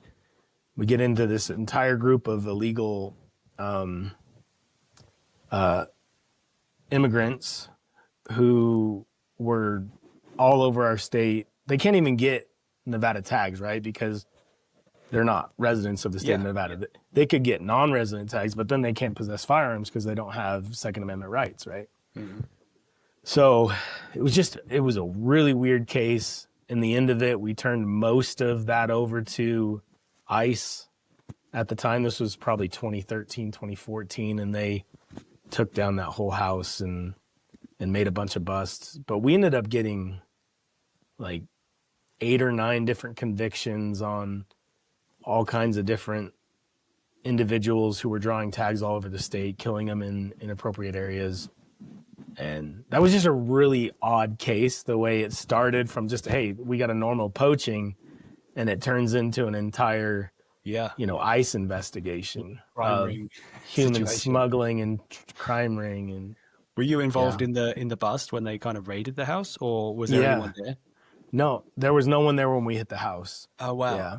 And okay. I think the individual ended up just going back to Mexico and not facing any charges because, you can't go across the border and get them. Yeah, yeah. But yeah, that was definitely a case that sticks out as what the heck? No idea what you're getting into when you just go to a poaching case, and then it, evolves into this major investigation involving the federal government and stuff. So one thing I was wondering about as well, I mean, you've done I'm sure this is just the tip of the iceberg of things that you can talk about. But have you ever been involved in relocating wildlife as well, like moving game to different areas or trying to help populations? Yeah. So we, I have a wildlife degree, and I thought I wanted to be a biologist for a long time. So it's not something we have to do as game wardens in Nevada, but I do help with that. We're doing some really cool stuff right now with putting collars on deer. Okay. And, learning about their migration patterns that we suspected but didn't have a lot of proof of. So this last year we put, I think, almost 50 collars on deer that are in Lincoln County. And we basically thought they stayed in one mountain range. They would just move north to south in their migration patterns, but only like a quarter of the deer that we collared stayed where we thought they were going to. Wow. And some of them ended up 150 miles away in Utah. Some of them, they just spread out, which really helps us understand how important those winter ranges are, the places where they all congregate. And so we do more patrols in those areas and protect Utah's deer even because they're coming out into Nevada. this gives me a great opportunity to plug our show. So we have a new show on Animal Planet called Nevada Wild. And a lot of the episodes so far have been about, one's really cool.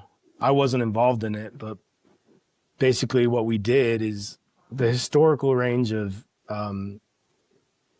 sheep in Nevada, California, and I think they're Californias.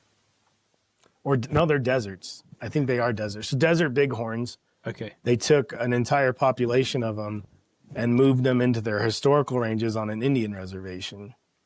And that interface between the Indian reservation and the Nevada Department of Wildlife and us bringing back this really historical, important animal to their culture. And I think we put 20 or so back into their historical ranges on the Indian reservation, and they have their own biologists. And that was a really cool episode. I think that's episode 2 of Nevada Wild where they do that. We do a lot of captures. We've got this stable population of moose in Nevada, which is crazy. Really? Like most people don't look at Nevada and think, hey, there's probably moose there. But they started showing up in the like late 80s, early 90s. We started getting reports of moose. And now we have, I don't know the exact population estimates, but over hundreds in Nevada. Wow. And the last 2 years, we've actually opened it up to where we're starting to hunt them a little bit. So we give away 2 Nevada bull moose tags per year. And we now have a stable hunting population of moose in Nevada, which is crazy. That is. I think I've heard rumors that some people think it's because of the wolf populations in Idaho and them kind of like dispersing moose because of pressure and then trying to find places without wolves. But that's pretty cool. There's another episode where they're darting moose and in Nevada and putting collars on them so they can track them around and see what their, life habits are and what they're doing. It's a really cool career. We work, there's like Arizona, if you're an Arizona game warden, and I think Wyoming, and there's some other states, they give you a unit or a couple units, and you're the biologist and the game warden for those units. We don't do that in Nevada. Our game wardens and our biologists are separate, and we have our own distinct jobs, but we definitely help each other out. So, but I would love to be an Arizona game warden. That'd be so cool because you get to do your flights and count your animals and, determine how many numbers of elk and deer can be taken out of a unit. And then you go out and enforce those laws. That's a really cool thing. Yeah, that's cool. It sounds in some ways a bit like harvesting an animal and all the way from animal to the plate, right? Like it's like being fully involved in the process is the whole process. Far more wholesome. I'm curious, did you find it harder to do your job when you had a TV crew following you around? Yeah, it was intense, especially at first. Like in the show, they have a cameraman sitting next to you, filming you, and he's got a big old camera and it's pointed right at your face, and they're like just like 2 feet away, and then you have a camera here and a camera here in the truck. Well, they're just like little GoPros, like GoPros in the corners, yeah. And then there's like 2 more people following you that like as soon as you get out, there's 3 cameramen and they're all kind of hiding in the brush. And the people that you're contacting are like, what is going on? And you're like, you have to tell them, hey, this is a real contact. I understand that there's camera everywhere and this is weird, but like just concentrate on me right now. So that conversation happens all the time, which makes it really weird. And that like millions of people are going to watch you. And I've watched those shows and I pick those guys apart, right? Like, I'm like, oh, what is he doing? Like, you missed this, or dude, your officer safety sucks. What are you doing? Yeah. And now you're in it and you're like, oh, there's going to be some game warden saying, what is this guy doing? What? So it's completely nerve-wracking, but I think I had almost 20 days filming with them, and we got a bunch of stories, and I think I've been on like 4 or 5 episodes now. So it's been really fun. So Yeah, I can the imagine. weird thing about our show is it was filmed in 2020, and then it kind of hit the shelf, and there was like, we didn't know if it was going to air. I mean, for at least 2 years of that, I was like, it's over. It's never going to happen. Like we did all this work and created this awesome show, and now it's not going to air. And then finally Animal Planet said, let's run with it.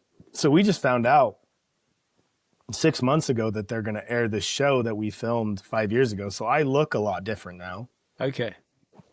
So it's really weird to see myself. I'm a little thinner, but yeah, it's a pretty cool experience. And we don't make any money off of it. I can't profit from it in any way. Yes. Okay. But every state that's had one of these shows in them sees so many benefits from like just the applicant pool increasing.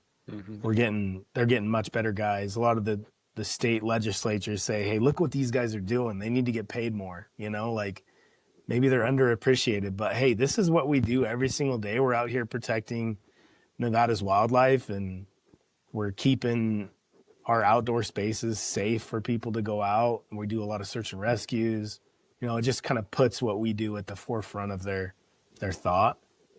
So every state that's done it has seen lots of benefits from having a show following them around. I can see why it would be really easy to advocate then if you've got this whole package that's been put together showing the important job that you're doing. It's going to be much easier and much less abstract to say, hey, these guys need to be looked after better. Yeah. You said that you had a bunch of missing persons. Do you have any interesting missing person stories that you care to share? I think. I mean, I can imagine in the environment you're in, it's actually usually a sad story when someone goes. It is, yeah. We had 4 or 5 years. No, probably close to 8 years ago now. I was on regular patrol and came across a truck and just kind of, I think I wrote down the license plate or something, because I usually do that if I see a truck in the middle of nowhere. In case a crime occurs later, I can say, hey, this guy was there, whatever, and identify him. Yeah. But then like 2 weeks later, I come back and that truck's still there. Wow. And I'm like, this is weird. So I called the plate in, and it came back to a missing person out of Mesquite. And I did some preliminary, like, look around. None of the tracks seemed fresh, but you could tell they were there. And I followed them and lost them. And then we called in. I'm actually part of Lincoln County Search and Rescue Program. So we called in our whole unit and spent, I think, 3 days with helicopters and drones and everything in the area searching for this guy, and never found him. And this is how these things usually work out. About 3 months later, some shed hunters were over the next canyon, and they found him actually hanging in a tree. He'd hung himself. Oh, wow. So then we went back out and did the body recovery and everything. But we get stuff like that. It's actually less now than it used to be. Like, Nevada is so open and so easy to get in trouble. But that situation has become less of an issue now with technology, right? Like, every phone now. GPS.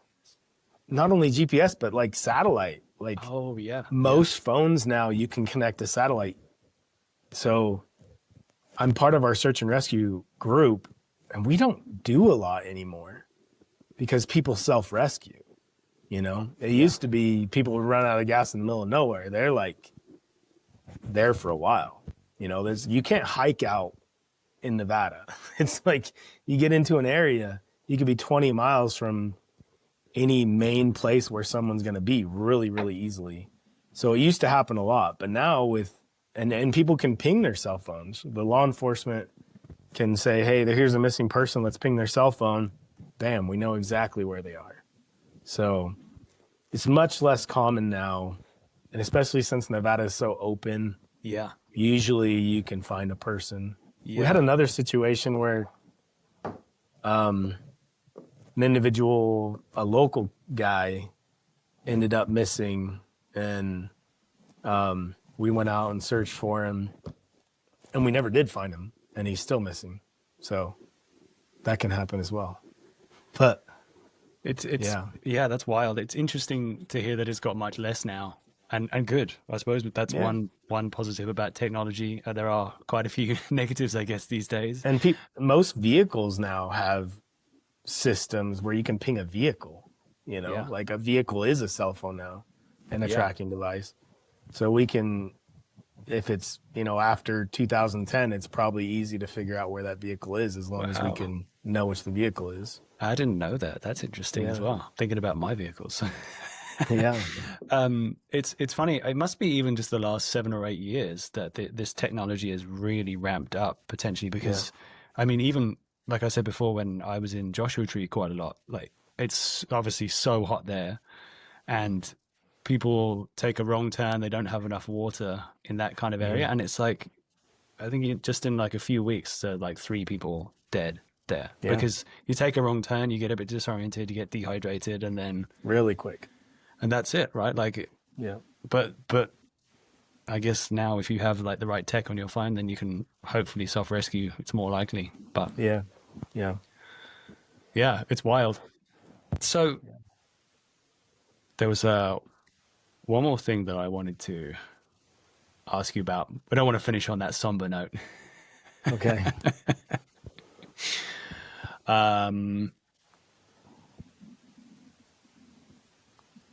Okay.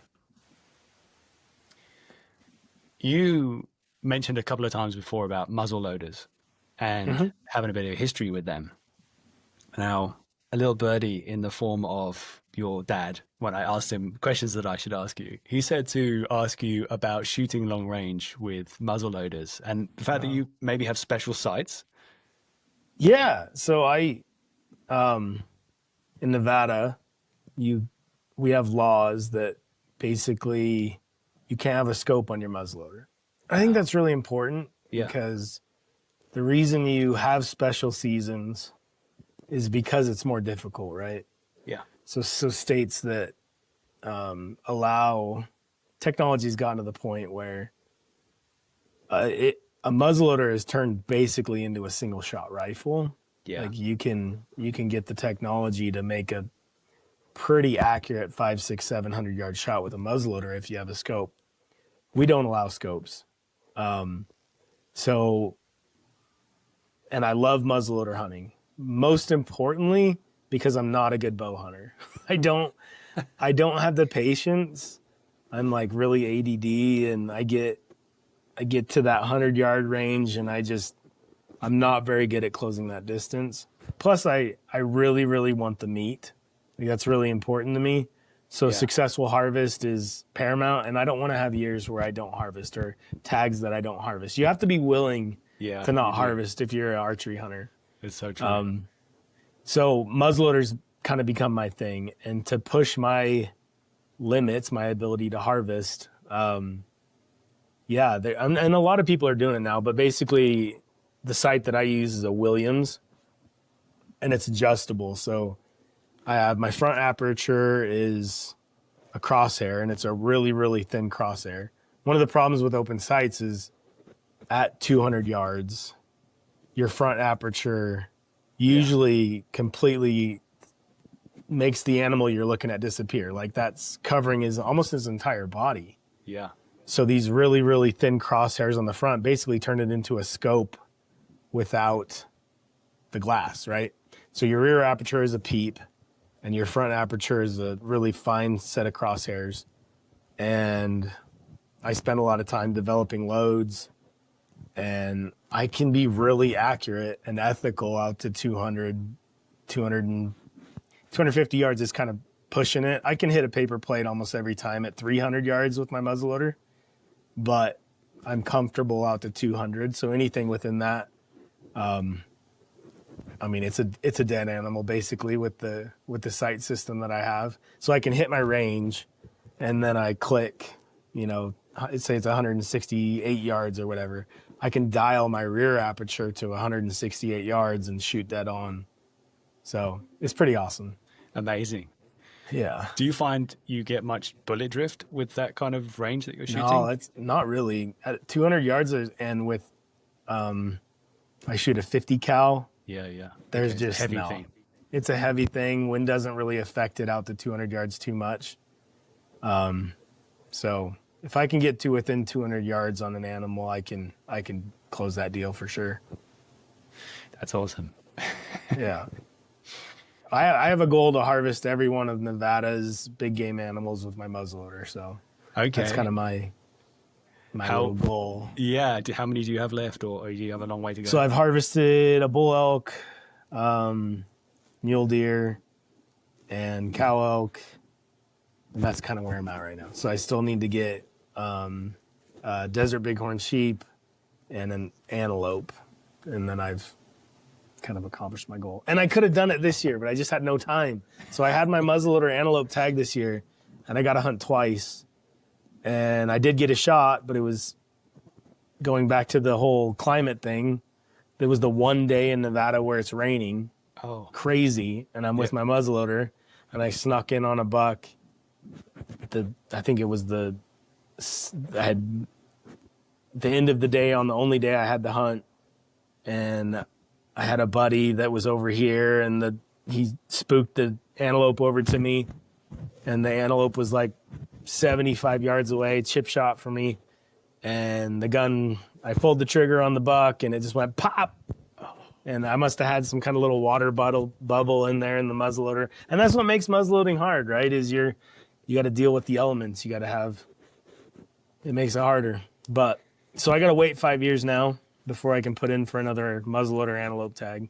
But Oh man, that must have hurt. yeah, it sucked, but still had the best year hunting of my life. Yeah, exactly. You get the stories. Yeah. So, I'll wrap up in a second. The last question I wanted to ask you that I was wondering is, now that you're on TV and you're in lots of episodes of this show, have you been in the process of busting someone? And this is not when you're being filmed now, but being in the process of busting someone, and they're like, "Hey, are you that guy from TV?" So this just happened. Yeah, I just had a case, and I was trying to be in a situation where, I was unrecognizable. I was just pretending to be a hunter, and this guy looked at me a little extra long. And the crazy thing is they had already committed the crime at that point. Okay. But when we busted him like 4 or 5 hours later, and I was in full uniform, he was like, "I knew it. I knew you from the show."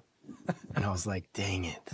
So that is a negative on this, is some of the work that I do is I try to be discreet and, people not know who I am, but that ship sailed. So yeah, I can't really be in that space anymore. No, you're going to have to do a big makeover or some disguises otherwise. I mean, I got a big fat beard now, and I'm trying to hide it a little bit, but yeah, it makes it tough. But we still have a lot of, we keep certain individuals off that show because we want them to stay, Anonymous. the ability to stay anonymous. But Yeah. yeah. Well, thank you so much, John. That was such a good conversation. Thanks for answering all my questions today. I had a great time. I love talking about what I do. If anyone, wants to be a game warden, you can look me up. I'd love to take them on ride-alongs or have a conversation with them. They can give me a call. You can find my phone number, through the Nevada Department of Wildlife. And it's the best career in the world. If you want to be out in the mountains and, being a part of this culture and doing what we do, there's no better job. If you're the kind of guy that kind of needs, adrenaline and stuff like that, like it's a tremendous career. So I actually had this as one of my questions in the wrap up. And I guess you've kind of answered it already, but maybe you'll have something else to add to that, which is like, if someone is thinking about being a game warden, if you were going to give them a piece of advice, what would it be?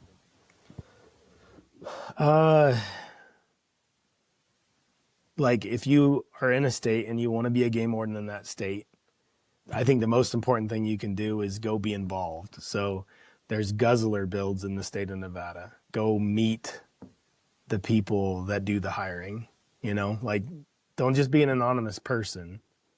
Go out there, you know, job shadow, go on ride-alongs, go and just, especially if you're in college, like if you're close to applying to be a game warden, like go get your face known. Don't just be someone that shows up and no one knows. Like be that person that, oh, hey, you know, Robert, we know him. Like that would be the best way you could get into this field if you really want to do it. And be involved in hunting, be involved in fishing, get out there and learn the culture, because you can't relate. One of the biggest things you can get as a game warden is people that give you information, right? Like you can go out your entire career and never watch a poaching situation happen. But if you are integrated into the world around you and you know lots of people, like people are going to give you information and you're going to be so successful because of that interaction. So yeah, get out, hunt, fish, and be in that culture. Yeah, be in the community. Yeah. One last thing, how can people find you again on TV if they want to watch you on the big screen? So every Tuesday night right now, okay, a new episode airs on Animal Planet. On the Pacific Coast, it's going to be at 9:00.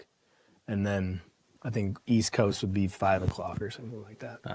Yeah, something like that. So maybe it's 3 hours difference, I think, right? So and then throughout the week, they replay them. And then the Game Warden channel is England Entertainment's channel. And all these episodes are going to be on the Game Warden channel on YouTube. Once the season's done airing, they're going to throw them all on the Game Warden channel. Okay, so, great. The Game Warden channel has Northwoods Law and Texas Lone Star Law. Like all those episodes, I think, are going to be on there as well. Don't quote me on that, but okay, it's a really cool show. If you want to be a game warden, go watch the Game Warden channel. Yeah, you'll learn some tricks there as well. Yeah. Awesome. Thanks, John. Well, you're welcome. Really appreciate it. Okay. Thanks, dude. Thanks, Robin. Bye.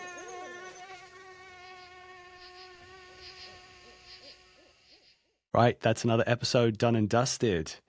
I guess it's down, tagged appropriately in the legal manner for the state requirements, and in the cooler. Thank you again, John. That was a fantastic conversation. Again, if you enjoy the finale of Season 1 of Nevada Wild on Animal Planet is going live on Tuesday, January 6th, at 9 p.m. EST. So be sure to check that out and check out the whole series. What else do I want to say? Yes, thank you, everyone. If you are still here at this point, then thanks for listening. Be sure to give us a follow and make sure that you're up to date with all new episodes. And yeah, maybe even leave us a positive review. It really helps and it's really appreciated. If you could slip a 5-star in there, then that will mean that more people get to see this show, and it makes my life even easier finding great guests just like John. There will be John's dad, Dana Anderson, coming soon. I'm not sure if it's going to be next week or the week after. I'll have to have another look at the schedule. But Wild Mountain Man Dan is inbound. So yeah, tune in for that one. Once again, everyone, thanks for listening. And until next time.